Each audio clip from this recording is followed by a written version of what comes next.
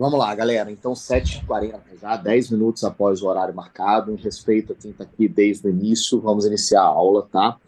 A aula hoje, como eu falei antes, é uma aula de extrema valia para quase todas as especialidades, já que a gente vai se deparar com a alteração de sódio em algum momento da nossa vida, né?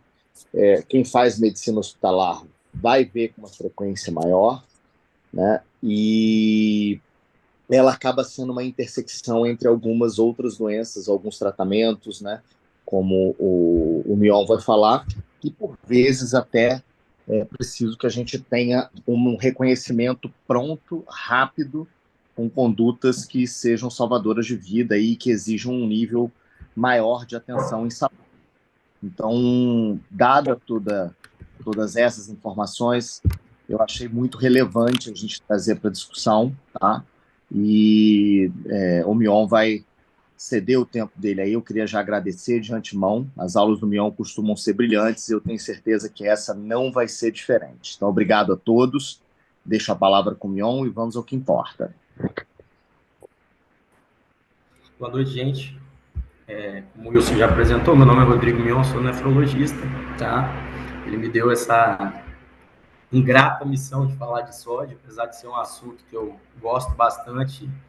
É um assunto difícil e, a princípio, a aula seria, né, sobre sódio e potássio, por sugestão minha.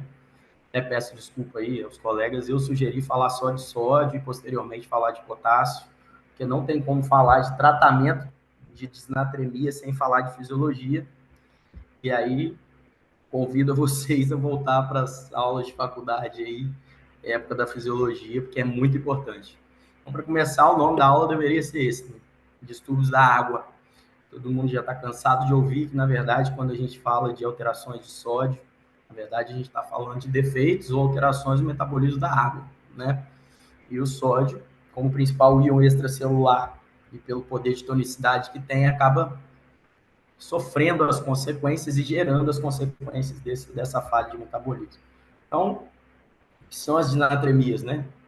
A gente considera disnatremia alterações por elevação ou redução do nível sérico adequado de sódio. Então, a hiponatremia, quando o sódio está abaixo de 135, e a hipernatremia, sódio acima de 145, né?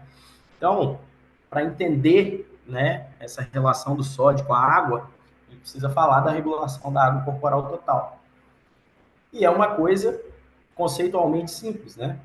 Quantidade de água ingerida maior que a excretada, o balanço vai ser positivo, e isso vai gerar uma hiponatremia e uma queda da osmolaridade plasmática, né? Lembrando da fórmula de osmolaridade plasmática, o sódio tem valor 2, ele é multiplicado por 2.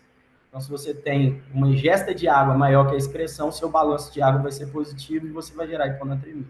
Por outro lado, quando a quantidade de água ingerida é menor que a excretada, você tem um balanço negativo e uma hipernatremia e aumento da osmolaridade plasmática. Vocês vão ver que parece coloquial, mas não é. É muito importante, tá? Então, essa figurinha, eu acho que todo mundo já viu lá no Guyton, né? Na época da faculdade, quando a gente tem uma situação de isosmolaridade, a gente mantém o equilíbrio osmótico celular e intravascular. À medida que eu aumento a minha osmolaridade plasmática, muito por conta do sódio, que, como eu disse, tem valor 2, você acaba perdendo o líquido intracelular para dentro do vaso para tentar aumentar a litragem, a volemia, diluir esse sódio e manter a natremia. E o contrário também é verdadeiro. Quando eu tenho uma hiposmolaridade plasmática, a célula acaba ganhando água, escondendo essa água para tentar transformar essa hipernatremia numa isonatremia ou numa eunatremia. O que acontece? Esse metabolismo adaptativo acontece em todas as células do corpo. Quando isso acontece, né, a disnatremia acontece de forma gradual, a gente consegue ter uma adaptação celular.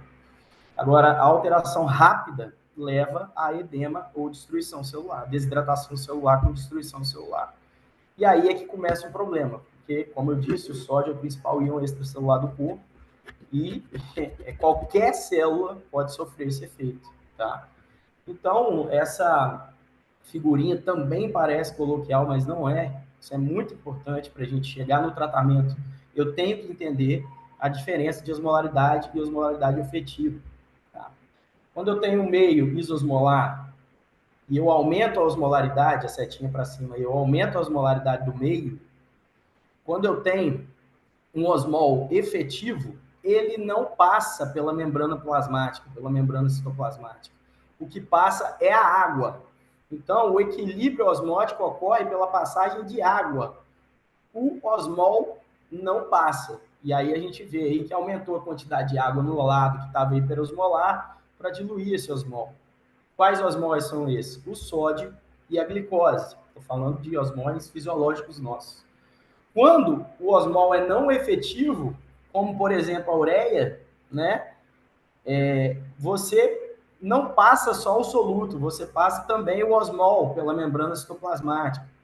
Por isso que a gente chama a ureia de um osmol não efetivo, né? E quando a gente joga isso para a fórmula de osmolaridade, isso é importante por quê? Porque se a gente considerar a osmolaridade efetiva, que também é chamada de tonicidade, a gente pode simplesmente ignorar a ureia, tá? E dizer que a osmolaridade efetiva é 2 vezes o sódio sobre a glicose sobre 18. Porque esses são os dois osmóis efetivos que a gente tem no corpo. Tá, mas para que eu quero saber disso, né? Por causa disso aqui. Por causa da regulação da água corporal, que se vale de um tripé, né? Eu tenho a sede, que é o que determina a minha ingesta hídrica. Eu tenho osmos receptores no corpo, todo mundo sabe disso. E quando a osmolaridade plasmática aumenta acima de 295 miliosmol por litro, né, que a osmolaridade plasmática gira em torno de 275 a 295 miliosmol por litro, eu vou disparar meu centro da sede e eu vou ingerir água desde que eu tenha acesso à água. Isso é uma informação importante. Eu tenho o ADH, que é o hormônio antidiurético, então ele inibe a diurese e promove uma retenção de água livre. A gente vai ver isso mais para frente. E eu tenho o rim, né, que tem como função manter a osmolaridade urinária próxima da osmolaridade plasmática. Então, quando eu vou falar de hiponatremia, voltando lá naquele conceito de tonicidade, né? Antes disso, né, conceito de hiponatremia, sódio menor que 135, e a gente usa esses valores de leve, moderado e grave, mas eu prefiro me guiar pela clínica do que pelos valores, né? A clínica da hiponatremia acontece lá com aquele mesmo gráfico lá de trás, só que eu vou considerar a célula, que era uma hemácia, agora os neurônios, o cérebro, o sistema nervoso central. Então, se eu tenho uma osmolaridade plasmática baixa, eu vou perder água para a célula, a água vai entrar na célula para tentar manter o meio osmolar, né? E aí, o que vai acontecer? O edema. De quê? De todas as células, aonde que eu sinto mais? No cérebro. Então, ao invés daquele conceito de hiponatremia leve, moderada e grave pelos valores do sódio, é melhor a gente lembrar que uma hiponatremia leve, ela gera náusea e mal-estar. Uma hiponatremia moderada leva a cefaleia, sonolência e obnubilação. E uma hiponatremia grave leva ao coma, torpor, convulsões e parada respiratória. Sempre gosto de dizer aqui que aqueles 5H e 5T tinha que ser 5H e 5T ou um NA, porque sódio mata. Mata e mata por conta própria, porque o sódio pode desregular o drive, o centro respiratório lá no bulbo, e aí a gente pode levar a uma parada respiratória por conta do sódio, tá? Então, quando a gente fala de hiponatremia, gente, e aí sim eu falo lá daquele conceito de tonicidade, a primeira coisa que eu deveria fazer, e aí vocês vão entender por quê, é ver a minha osmolaridade plasmática. Porque pensa, se o sódio tem valor 2 na fórmula de osmolaridade, a minha hiponatremia, ela sempre tem que ser hiposmolar. Então, o sódio tem valor 2, se ele está baixo, logo, a minha osmolaridade plasmática tem que estar baixa, a menos que eu esteja hiperglicêmico. Por isso que a gente corrige a anatremia pela glicose, né? Todo mundo sabe disso. Quando eu tenho... Mas por que isso seria no mundo ideal? Porque sódio, gente, quando a gente fala de sódio, a gente fala de recurso clínico, médico, hospitalar, de muita qualidade, porque a gente precisa de um osmômetro para fazer isso aqui. Então, o primeiro passo para a gente ver se uma hiponatremia é verdadeira ou não é saber a osmolaridade. Ah, mas se eu calcular, se você calcular, você vai ter uma osmolaridade calculada que depende do sódio, que pode estar medido errado. Agora, se você tivesse uma hiponatremia, uma osmolaridade isosmolar por um osmômetro, você ia saber que isso é uma pseudo-hiponatremia. que a hiponatremia verdadeira é sempre hiposmolar. Quando a hiponatremia é isosmolar, só tem duas coisas que causam isso. Isso é erro de mensuração do sódio. E o que provoca erro de mensuração de sódio lá no espectrofotômetro do laboratório? Duas coisas. Primeiro, hipertrigliceridemia. Isso pode embaralhar o aparelho. E segundo, paraproteinemia, mieloma e amiloidose.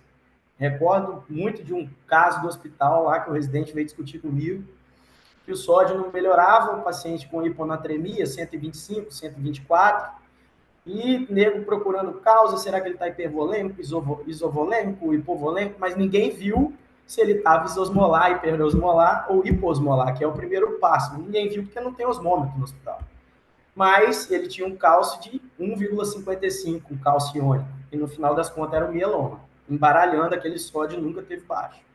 Então, a hiponatremia verdadeira, ela é hiposmolar. Quando a gente parte para uma hiponatremia verdadeira, a gente abre isso aqui, que parece complicado, mas não é, tá?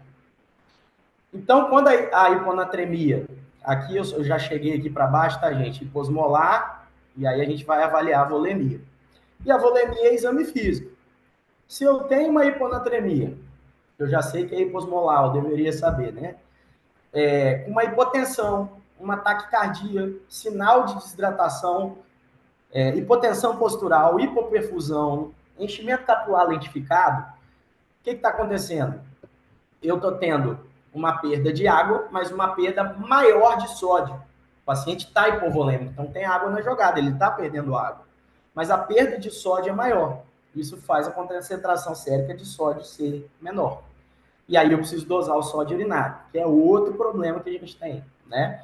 Na Unimed, não. Na Unimed, o sódio urinário sempre foi bastante fidedigno, pelo menos os que eu tive que lidar, né? Mas eu trabalho em outros hospitais que não é, né? Então, quando eu doso o sódio urinário num paciente hipovolêmico e ele está menor do que 20, então a perda é extra-renal. Eu não tenho sódio na urina, o sódio está baixo. Então, paciente hipovolêmico, sódio baixo na urina, eu tenho que pensar em vômito e diarreia. Basicamente é isso. Vômito e diarreia. Se o paciente está com sódio maior que 20, aí a culpa é do rim. Ele está desidratado porque ele está perdendo água e sódio pelo rim, natriurese. Isso mais sódio do que água. E a principal causa disparada é o famoso diurético tiazídico, tá? Tiazídico, como todo mundo sabe, causa hiponatremia, causa natriurese, né? Então, paciente idoso que já tem a regulação de água corporal prejudicada, dá tiazídico nesse cenário, principalmente hidrocloro, tiazídico, clortalidona, complicado. Indapamida seria melhor, porque pode provocar. Um hipoaldosteronismo pode provocar isso também, tá? E aí é interessante perceber que o hipoaldosteronismo ele pode provocar uma hipovolemia uma hiponatremia tanto hipovolêmica quanto euvolêmica. E aqui eu quero chamar a atenção para o seguinte: a gente que mexe com terapia intensiva tem que pensar em hipoaldosteronismo naquele paciente que a gente pega que não está saindo da nora, que sofreu uma resposta endócrina metabólica ou à infecção ou ao trauma, que está com eosinofilia e que está com uma hiponatremia associada a uma hipercalemia, né? Isso é comum no paciente que está com hipoaldosteronismo, porque não tem aldosterona. Se não tem aldosterona, eu não troco o sódio, né, pelo potássio. Então, eu vou jogar sódio fora, hiponatremia, reter potássio, hipocalemia. E eu retenho hidrogênio também, faço até uma acidose. Então, atenção a esses pacientes graves, né? No paciente hipervolêmico, eu vou fazer a mesma coisa, né? Eu vou dosar o sódio urinário. Se ele for menor do que 20, a gente chama de hipovolemia relativa. O paciente está hipervolêmico com sódio baixo, o sódio pode estar diluído. Por quê? Por insuficiência cardíaca, aumento da volemia e má distribuição da volemia. Cirrose hepática, o mesmo motivo. Síndrome nefrótica, o mesmo motivo. E aí o tratamento vai ser muito mais a causa base, né?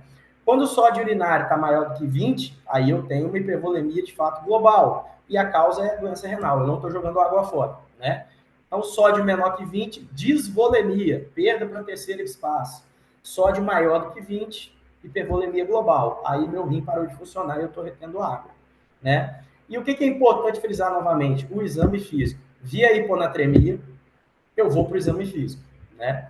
Eu vou ver se o paciente está hipovolêmico, hipervolêmico ou euvolêmico. No hipovolêmico, vou achar taquicardia, sinal de desidratação, potência ortostática, identificação de enchimento capilar. Na hipervolemia, síndrome edemigênica, urgência jugular, hepatite jugular, refluxo hepatojugular, edema de membro inferior.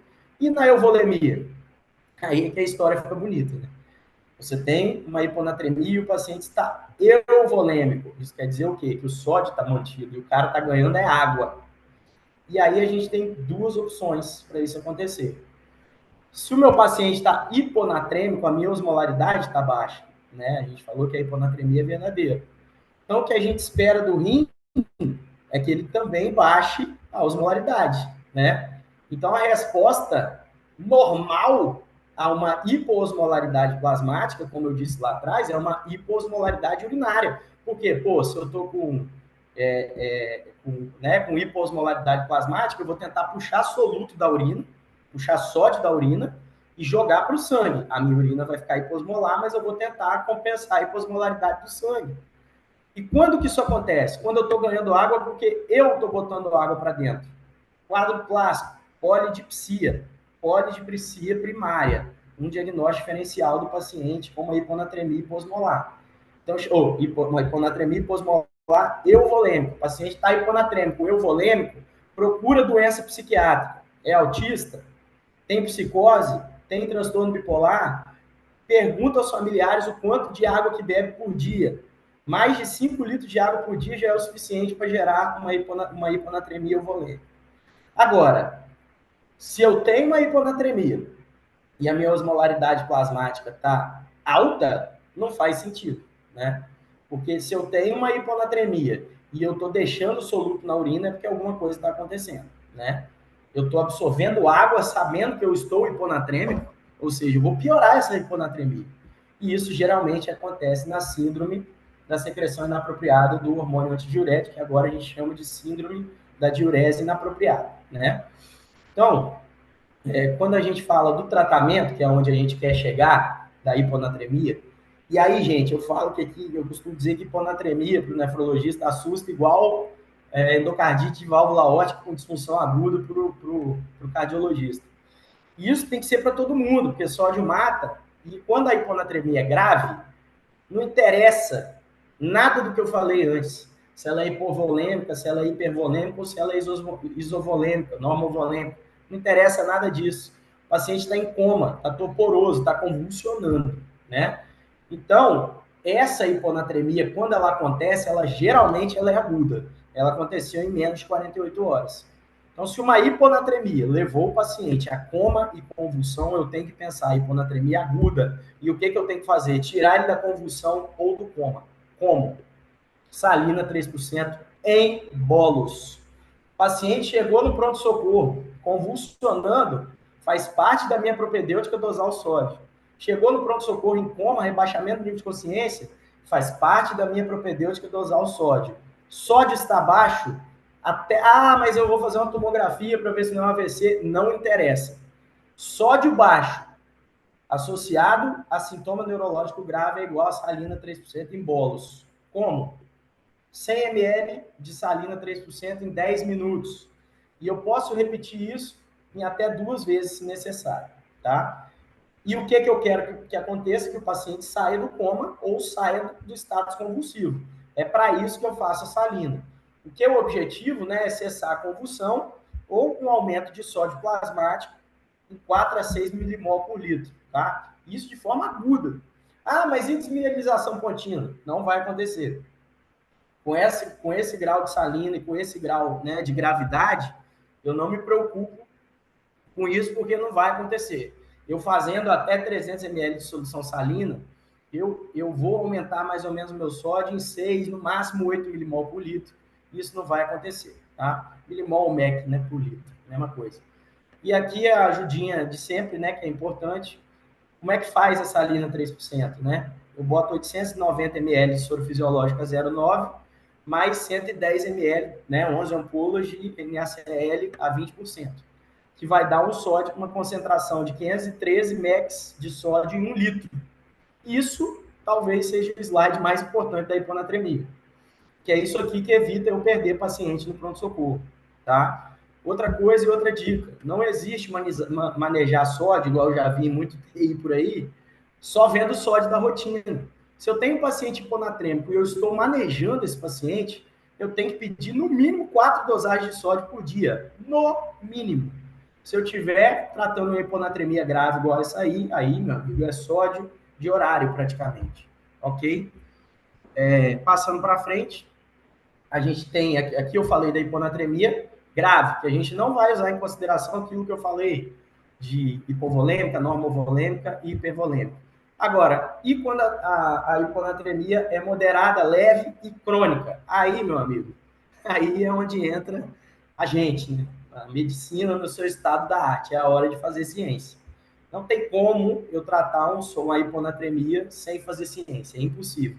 Até para eu constatar que é uma polidipsia primária, eu tenho que fazer ciência, né? E como é que eu faço a ciência? Aí, só para lembrar também, gente, que a correção do sódio ela tem que ser lenta. Como eu disse lá atrás, na aguda a gente visa 4 a 6 milimol ali para tirar o paciente do coma ou da convulsão, mas a gente preza por uma correção lenta de 10 a 12 mEq por litro em 24 horas para evitar isso aqui, né? Que é a desmielinização pontina. A gente vê uma ressonância aí, um T2 ali mostrando a substância branca da ponte, branca, né? Desmielinizada. Assim como ali à esquerda, ali eu tenho tálamo, uma desmielinização ali. Isso é uma catástrofe. Isso gera sequela neurológica irreversível. E eu já vi, infelizmente, mais de uma vez nessas UPAs da vida aí, paciente que chega pra gente no CTI com esse tipo de situação, tá, gente? Mion, Então, Mion, o que eu... Alô? oi, Mion, posso te interromper um minuto? Claro. Eu acho que você falou uma coisa que é muito importante aí, e acho que tem que ficar frisado na cabeça das pessoas que tratam isso, principalmente no pronto-socorro, que às vezes esse é onde vai chegar. A gente objetiva pequenas alterações de sódio nos pacientes graves naquele momento ali da gravidade. Então, vou falar uma coisa aqui que eu uso como conduta, baseado em um artigo recente que eu li. Queria ver qual é a tua opinião nisso, que eu acho que salva a galera. Porque normalmente o nego cola as placas quando vê um sódio baixo e paciente sintomático, né? Porra, tem que calcular quanto que vai ser, como é que é, parar e cola as placas, né? Só que tem uma situação onde você não pode colar as placas, que é quando o paciente tem sintoma de gravidade, que você falou muito bem, que é coma, convulsão, principalmente, né? E aí esse artigo sugeriu o seguinte: pega essa salina 3%, faz 100 ml em 2 horas. Inicia de cara. E aí você tem tempo de calcular, você tem tempo de tudo. Com 100 ml em 2 horas, virtualmente ninguém você vai conseguir fazer uma alteração de sódio que vá causar mal, mas você tira ele desse momento de gravidade. Você concorda com essa conduta? Concordo, inclusive, sim, eu ia deixar isso para discussão no final, mas eu, Rodrigo, nunca vi um paciente sair do coma, não sair, na verdade, da convulsão com a primeira dose de salina. Assim, eu nunca precisei replicar uma dose de salina, fazer, exemplo, 200 ml de salina 3%.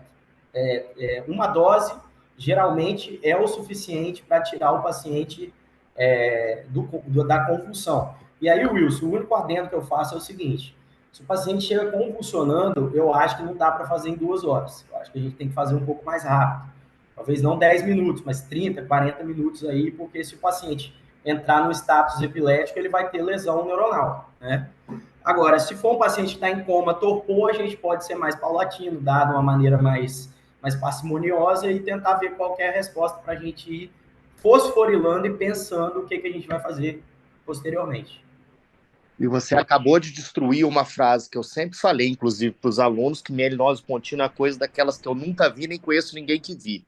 Obrigado, tá? Já vi. Você acabou de fazer de efeito. Inclusive, vou te falar duas situações que eu vi mielinose pontina.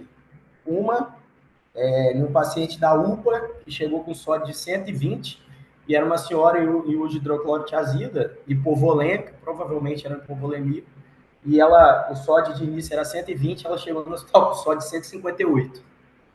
Esse foi o primeiro.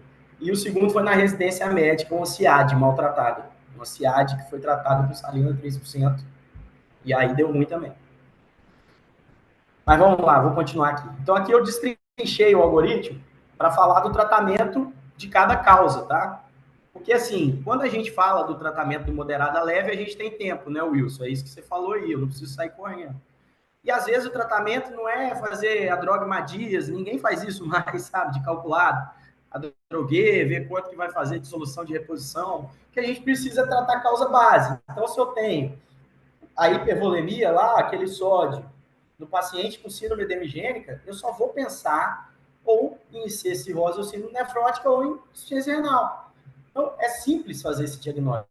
O paciente está inchado. O que eu vou fazer? Ver se ele tem fator de risco para hipertensão, vou ver se ele tem sinais de insuficiência hepática e vou ver se ele tem sinais de insuficiência renal, síndrome nefrótica.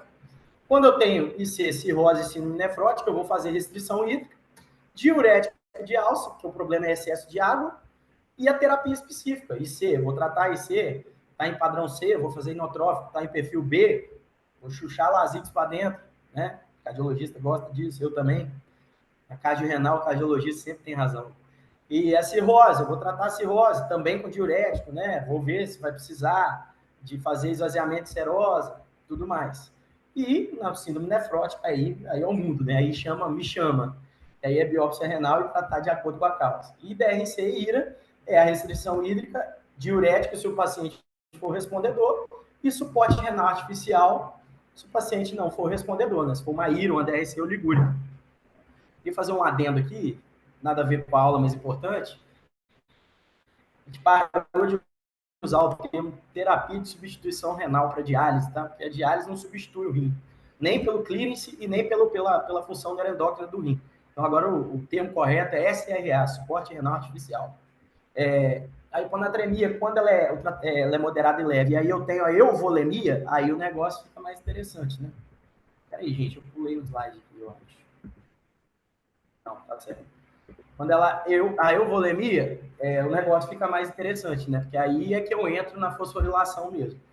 Então, gente, na maioria das vezes, no cenário ideal, eu teria dosagem da osmolaridade urinária, e aí seria muito mais fácil fazer o diagnóstico e o tratamento seguindo o algoritmo.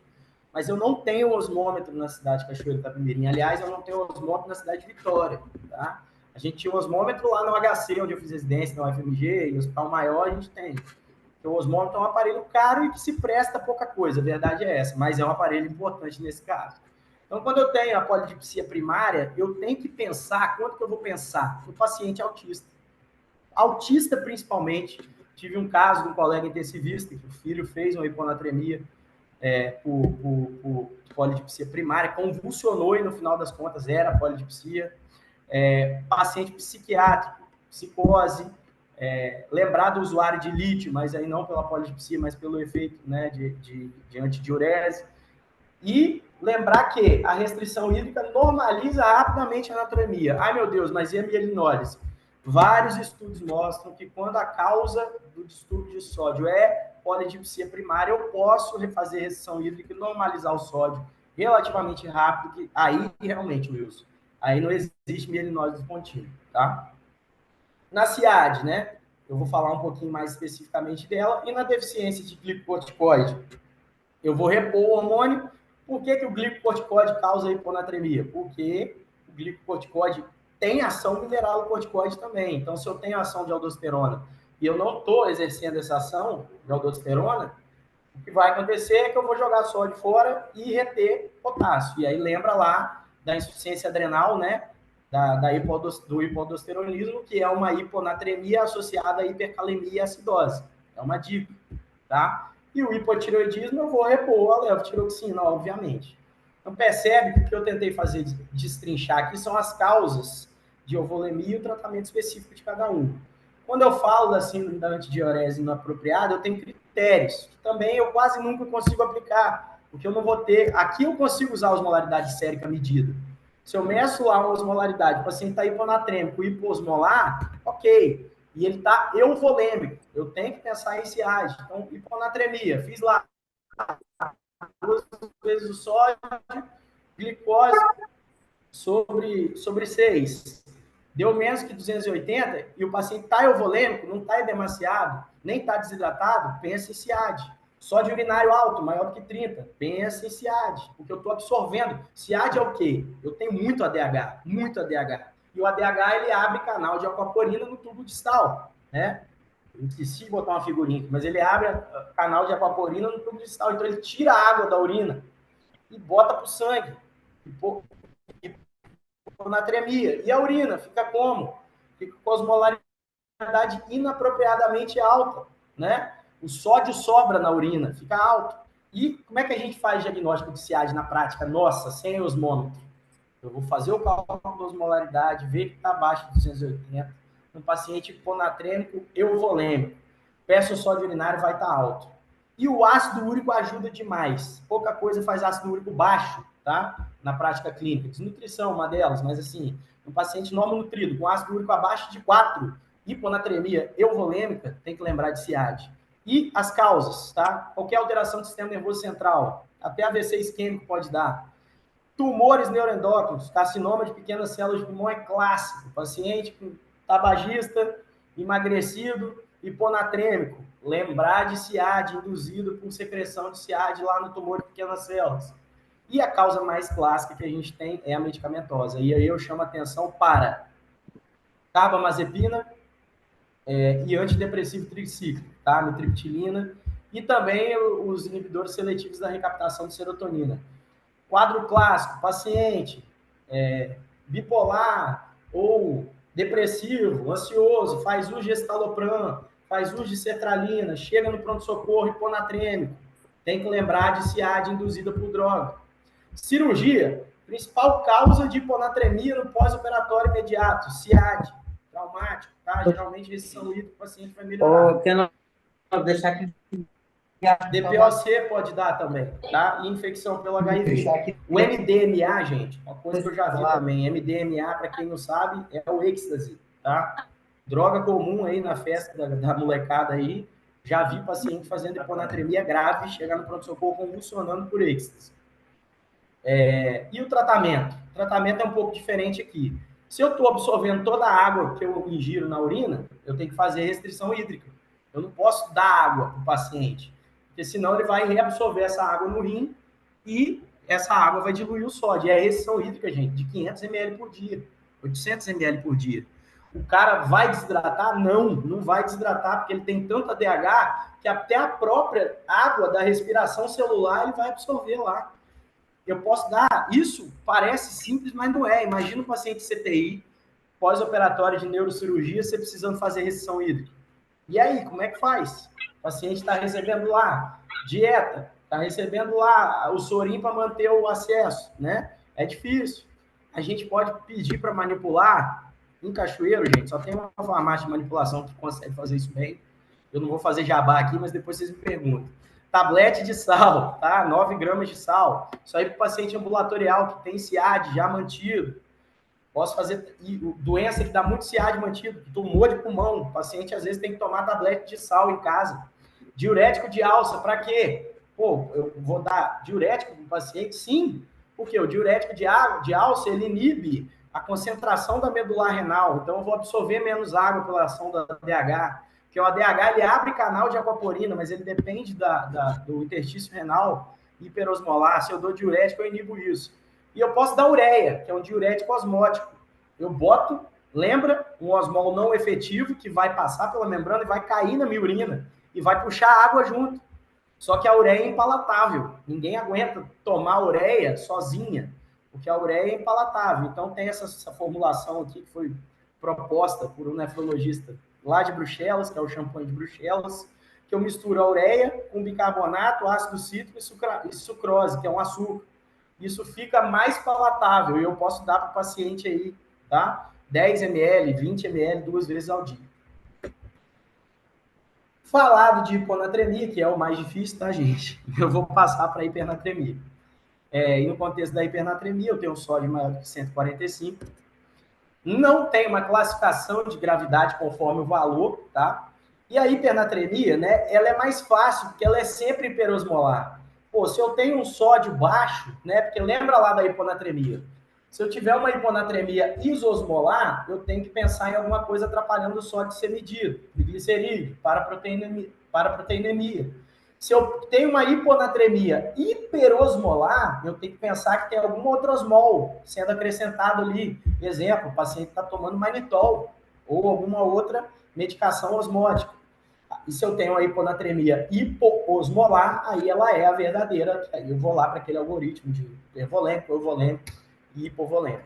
Aqui não, aqui é sempre hiperosmolar, porque se o sódio é 2 vezes e ele está alto, não tem como, minha osmolaridade está normal. Então aqui eu já pulo uma etapa, eu não preciso saber se é hipoiso ou hiperosmolar. Vai ser sempre hiperosmolar, tá? E aí eu tenho situações frequentes aí que causam hipernatremia quando o ganho de sódio é maior do que o de água. E isso aqui é a gente, tá? O ganho de sódio ser maior do que água é igual ao médico fazendo bosta. Isso é aporte excessivo de solução hipertônica. Principalmente bicarbonato de sódio. A gente esquece que o bicarbonato de sódio ele é 3 a 4 vezes mais concentrado que o NaCl 0,9%. Então, bicarbonato de sódio, o próprio NaCl é 3%. É muito comum eu ter hipernatremia numa correção mal feita de hiponatremia, igual o Wilson discutiu aí atrás. E o próprio NaCl 0,9% também pode fazer hipernatremia, tá? Quando ele é dado a toque de caixa. E aí eu vou fazer um adendo aos amigos intensivistas daí do Irligol, né?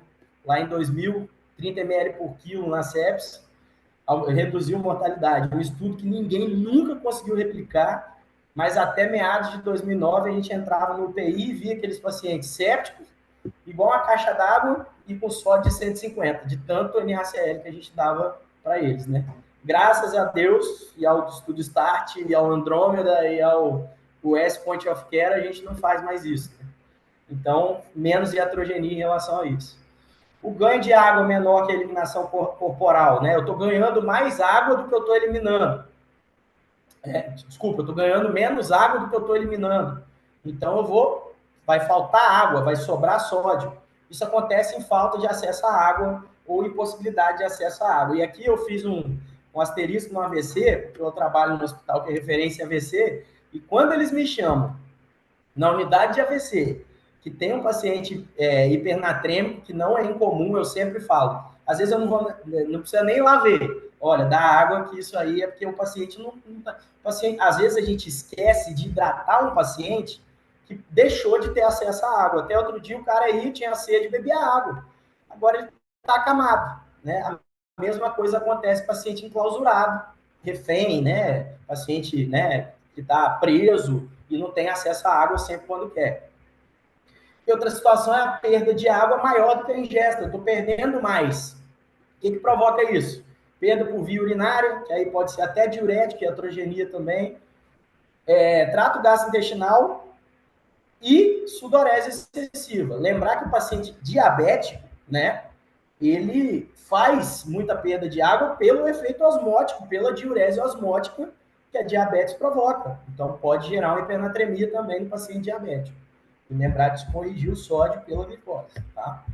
Então, na hipernatremia, a clínica também é neurológica, mas ela se deve agora ao cérebro murchando, não inchando, né? Lá, a gente tinha uma situação de muita água no intravascular que saía e inchava o cérebro. Aqui a gente tem pouca água no intravascular. Então, sai água do neurônio em direção ao intravascular e desidrata o cérebro. E o que vai acontecer são alterações neurológicas menos graves, tá, gente? Eu acho que todo mundo aqui já viu paciente com natremia de sódio lá de 165, 168 e sem gravidade. A gente vai ter convulsão por causa de hipernatremia em criança. Aí acontece. Mas em paciente né, adulto, até idoso, é muito raro. O que às vezes acontece são alterações de nível de consciência mais leve. Letargia, irritabilidade, posso ter hiperreflexia e espasticidade por conta de potencial de ação. E aí o que pode acontecer é a arritmia, né? Não precisa nem falar, né? Por causa dos cardiologistas aí do grupo. E também existem efeitos constitucionais, são náusea e vômito, e principalmente uma sensação de sede intensa. Gente, eu não sei o que eu quis escrever, não. Não sei cedilha ainda e com R, peço desculpa. Foi um erro aí, tá? E aqui o algoritmo da hipernatremia, que eu vou avaliar do mesmo jeito. Se ela é hipovolêmica, isovolêmica, ou euvolêmica, ou hipervolêmica. Se ela for hipovolêmica, eu estou perdendo mais água do que sódio. Então, eu posso ter hipernatremia no paciente hipovolêmico? Pode, é o comum. É aquele paciente que está lá, ou com uma queimadura, sudorese excessiva durante exercício extenuante, diarreia osmótica, quando o sódio é menor do que 20, que aí a causa não é urinária, e quando a causa é urinária, aí é diurese osmótica. Aí pode ser o diabetes, inclusive, causando lá aquele excesso de glicosúria que vai puxar água junto e vai deixar sódio sobrando. Diurese pós-obstrução do trato urinário, isso é muito comum, gente. Depois que eu tenho uma nefropatia obstrutiva, por cálculo ou por tumor, eu opero aquele tumor, eu retiro aquele cálculo, o paciente desanda a urinar, porque a célula tubular, ela ficou tanto tempo ali com excesso de urina que ela se tornou insensível ao ADH. Então, não deixa de ser um diabetes insípido nefrogênico, mas transitório, né? E isso acontece muito em pacientes de desobstrução do trato urinário, tem que prestar atenção. E sódio urinário alto, tem que lembrar do diurético de alça também, né? Na situação de hipervolemia, lá no outro canto, eu tenho mais ganho de sódio do que de água. E aí é a situação que eu falei para vocês, que geralmente a culpa é nossa, do médico. E aí eu tenho solução salina 3%, bicarbonato de sódio 8,4%, e lá vai. E na isovolemia, eu tenho duas situações. Uma, quando a osmolaridade da urina, ela está adequadamente alta, maior que 600. Pensa, se a minha osmolaridade está alta, se o meu sódio está alto, eu tenho que reter toda a água que tiver para compensar isso no sangue. E aí a urina fica alta, né? A osmolaridade urinária fica alta. Isso acontece muito no CTI, muito no CTI. São aqueles pacientes que estão lá no CTI, tem até uma figurinha, né? Deus está vendo, seu paciente ponatrêmico, você não está fazendo nada. É aquele paciente das perdas insensíveis. O rim está tentando compensar isso, mas ele está perdendo muita água por causa de febre, por infecção respiratória, por ventilação mecânica prolongada, lesão cutânea, necrólise epidérmica tóxica, queimadura, né? Isso aí é o nosso paciente, né? Da galera da intensiva. Mas tem que lembrar, isso aqui que eu tenho que fazer, equacionar balanço hídrico. Eu tenho que lembrar que existem perdas insensíveis e que ela pode influenciar na volemia. E a osmolaridade urinária baixa num paciente hipernatrêmico euvolêmico, eu tenho que pensar no diabetes insípidos, tá? Que eu vou falar independentemente. Então vamos lá. Hipovolemia. Vamos lembrar das perdas de sódio urinária e extraurinária, né? Então, independente da causa, qual que é o tratamento? Eu vou hidratar o paciente, seja com solução de sódio 0,45 ou solução de sódio 0,9%. Ah, mas o paciente está hipernatrêmico, eu vou dar sódio 0,9%. Se a causa não for renal, eu posso. Que aí o rim lida, ele absorve o sódio e joga fora,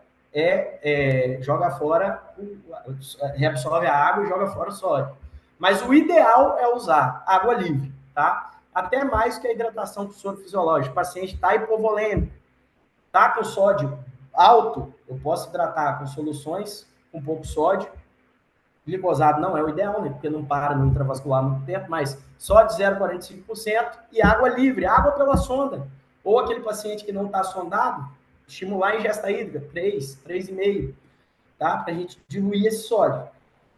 E eu vou suspender o uso ou rever o uso de diurético quando eu acho que a causa é diurética. E aqui a outra observação amiga, né? Como é que eu faço a salina 0,45%? 980 ml de água destilada e aqui é 20 ml, tá, gente? Desculpa, 20 ml de NaCl a 20%, tá? Correção aí, não é 200 ml, é 20 ml. Vai dar uma solução de 77 ml. Quando eu tenho hipernatremia, né? Então, a hipernatremia hipervolêmica, o paciente está com sódio alto e demasiado, quase sempre a causa é a gente. Então, tem que suspender ou rever a reposição da solução rica em sódio. Seja ela o sódio, o soro fisiológico 0,9, a salina 3% e o bicarbonato de sódio. O bicarbonato, gente, tem uma dica, tá? Que é diluir o bicarbonato. Então, o paciente está acidótico, o anion gap é normal, preciso repor o bicarbonato, dilui. Eu posso usar, por exemplo, a solução com 15 ampolas de bicarbonato a 8,4% e 850 ml, que eu vou ter uma solução com 150 mg por litro de sódio. Seria um pouquinho menos que o soro fisiológico, que tem 157 mg por litro. Isso é bom para o paciente hipovolêmico ou normovolêmico, que além de eu tratar a acidose, né, de anion gap normal, eu vou também repor a volemia, ou dar uma solução que não vai causar hipervolemia, caso o paciente esteja normovolêmico, que não vai, já que o paciente está normovolêmico. Agora, se o paciente está hipervolêmico, seria ideal eu evitar dar muito sódio, então eu posso diluir metade da solução. fazer 7,5 ampola em 8,4, né, de carbonato 8,4, e 925, que vai gerar, de água destilada, que vai gerar aí uma solução de 75 mEq de sódio. Isso aí é mais ou menos a solução 0,45, que tem 77 mEq. E eu posso associar furosemida também. O paciente está hipervolêmico e acidótico, eu dou a primeira solução lá mesmo e associo furosemida, que vai gerar uma alcalose, né, como efeito adverso, mas que aí vai ser oportuno, e também vai compensar esse excesso de sódio. E na hipernatremia isovolêmica, como eu disse, a gente tem que atentar às perdas insensíveis, principalmente no paciente UTI, né? Que aí, esse paciente, qual que é a dica, né? Para eu pensar, será que essa hipernatremia isovolêmica, né? Euvolêmica, não é diabetes insípido? A dica é que o paciente não vai estar poliúrico. O paciente com diabetes insípidos sempre vai ser poliúrico, né? Sempre vai ter poliúria. Então, quando o paciente tem uma hipernatremia euvolêmica que não está poliúrico, provavelmente ele está no CTI, provavelmente ele está com febre, provavelmente ele está com infecção pulmonar e provavelmente ele está em ventilação mecânica. O que eu tenho que fazer para tratar? Equalizar o balanço hídrico. Vou tentar manter esse balanço hídrico neutro, um pouquinho mais positivo, levando em conta aí essas perdas insensíveis. E o diabetes insípidos, gente? Então, eu tinha falado lá do CIAD, que é o excesso de ADH. Diabetes insípidos é o contrário do CIAD. Eu tenho quase nada de ADH. E isso pode acontecer porque o meu hipotálamo está produzindo pouco ADH ou porque o meu rim está insensível à ação do ADH. Quando é o hipotálamo que está produzindo pouco ADH, eu tenho diabetes insípido central. Quando eu tenho ADH, mas o rim não está respondendo a ele, eu tenho diabetes insípido nefrogênico. Então, os critérios aqui vão ser quase que o contrário lá do CIAD. Depois, eu posso disponibilizar os slides, se vocês quiserem, para comparar e tal. Eu vou ter uma hipernatremia, lá é uma hiponatremia, aqui é uma poliúria. Lá não faz oligúria, CIAD não faz oligúria, tá? Não costuma fazer. Mas aqui eu tenho sim poliúria porque eu não tenho ADH, eu não tenho hormônio antidiurético. O que me sobra é a diurese. Eu não estou inserindo canais de água porina no coletor distal para reabsorver a água da urina. Então está ficando muita água na urina. Eu estou jogando muita água fora. Então a minha osmolaridade urinária é inadequadamente baixa, porque a minha urina está diluída, é água pura. É o que eu chamo de aquarese. É aquele paciente no pós-operatório de uma cirurgia para correção de uma hemorragia subaracnoide, que eu vou lá no CTI e a sonda dele, vesical, a urina é transparente, né? Quem nunca viu essa situação, né? A galera do CTI, quem nunca chegou lá num pós-operatório de neurocirurgia, o paciente urinando 3, 4 litros, vai ver a sonda é água. É isso aqui, é o diabetes em si. Então, como eu estou perdendo muita água na urina, vai sobrar muito sódio na circulação e a osmolaridade sérica também é alta, porque, como eu disse, toda hipernatremia é hiperosmolar. Então, causa, né? Diabetes insípido central, disparado, hemorragia subaracnoide, mas tem tumor do sistema nervoso central, pós-trauma crânioencefálico, e aí pode ser subaracnóide traumática ou não, tá? Pós-neurocirurgia, doença granulomatose, tá? Sarcoidose, amiloidose, infecção do sistema nervoso central. Meningite faz doença, diabetes insípidos? Faz. Paciente com meningite, meningoencefalite, herpética, bacteriana, começou a urinar demais, urina muito clara, pensar em diabetes insípido central. E o nefrogênico, ele é mais raro, tá? Isso geralmente é congênito. Quem vê isso muito é o pessoal da Nefroped e é uma desgraça para tratar. Porque não adianta você dar a desmopressina, né, que é o análogo do ADH, que o paciente não responde. Mas tem algumas doenças na nossa prática que causam. Exemplo, Sjögren, anemia falciforme, nunca vi. Gestação dá, mas não precisa de tratamento, porque é muito raro. Geralmente, na gestação, dá, mas é uma diabetes insípida fisiológica, né? E o mais comum que a gente vai ver na prática, com o uso de lítio, principalmente paciente uso crônico de lítio aí, na bipolaridade, e no mieloma múltiplo, para esse paciente com hipercalcemia. Então, pegou o paciente, mieloma, hipercalcemia, hipernatremia, pensar que pode ser um diabetes insípido nefrogênico. Aqui eu tenho uma redução da secreção de ADH e lá no nefrogênico eu tenho uma resistência tubular ao ADH. Eu posso dosar o ADH? Pode, mas é muito difícil e muito caro dosar o ADH. Então, o que eu costumo fazer é o teste da desmopressina. Se ele for central, eu vou dar a desmopressina, vai ter uma redução do sódio, um aumento da osmolaridade urinária e vai corrigir a poliúria. Se ele for nefrogênico, eu vou dar desmopressina e não vai ter alteração nem do sódio, nem da osmolaridade urinária. Quando o diabetes insípida central, eu dou a reposição de desmopressina com spray nasal 0,1 mg por ml 2 vezes ao dia. Quando o diabetes insípido é nefrogênico, eu posso usar tiazídico.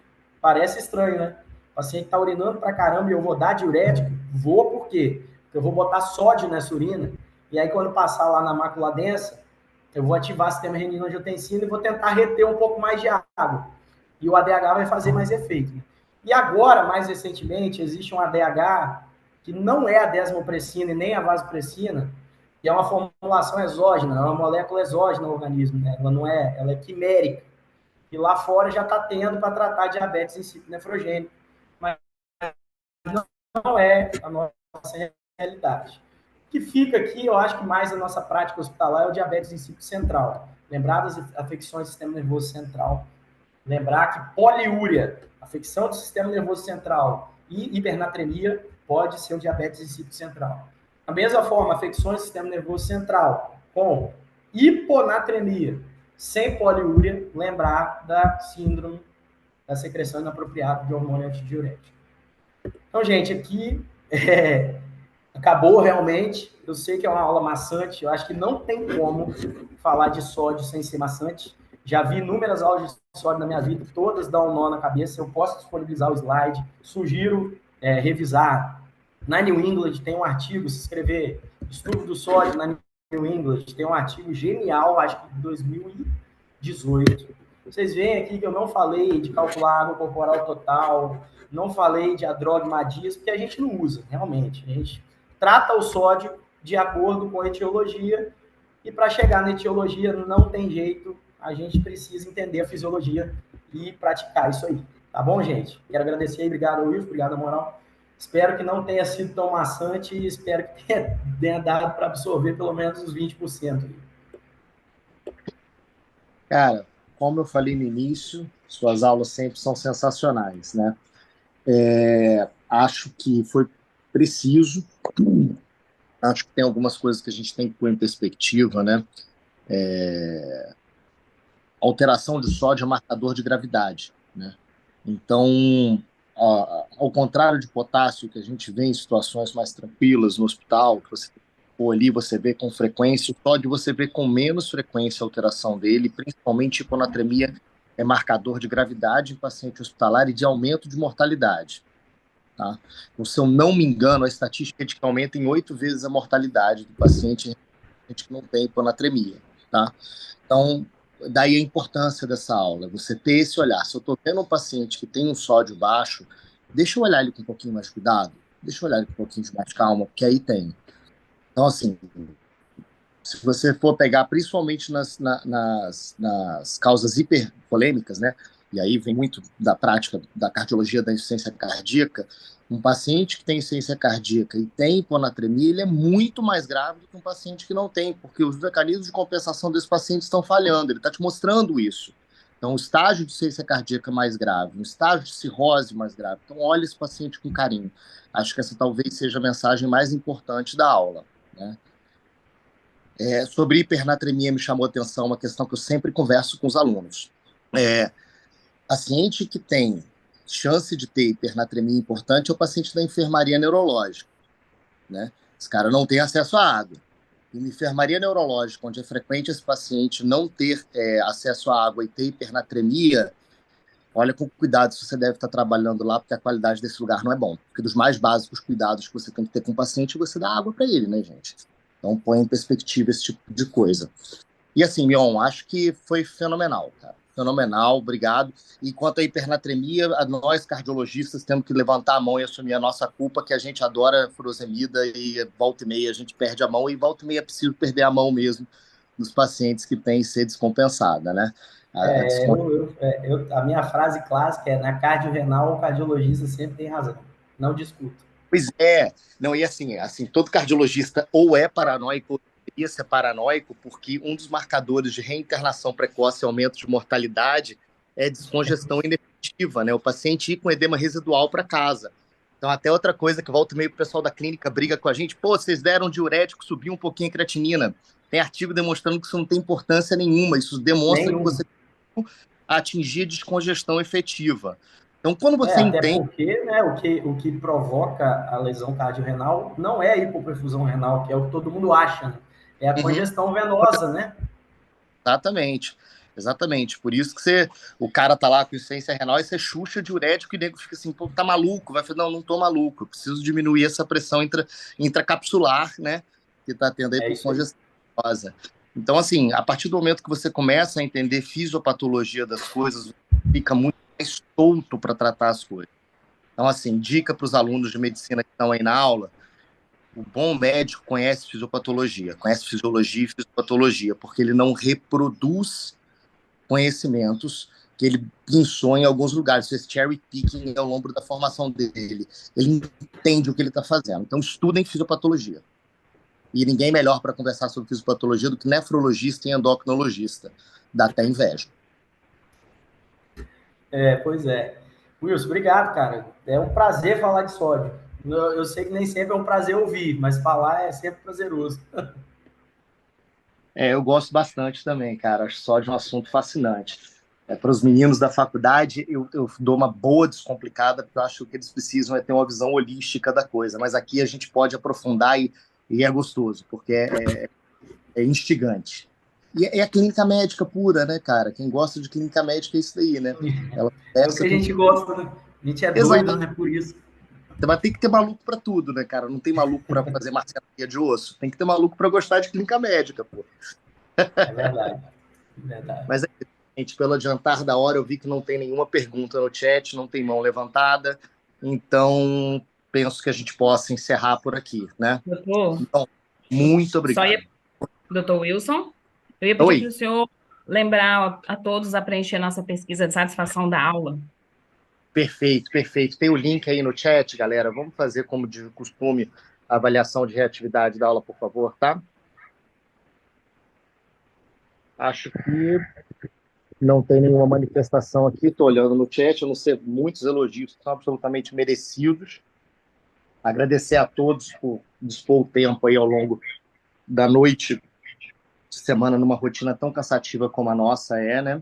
Agradecer, sobretudo, a generosidade do Mion de dividir aqui os conhecimentos com a gente, tá? E dou por encerrada a sessão, ok? Boa noite a todos.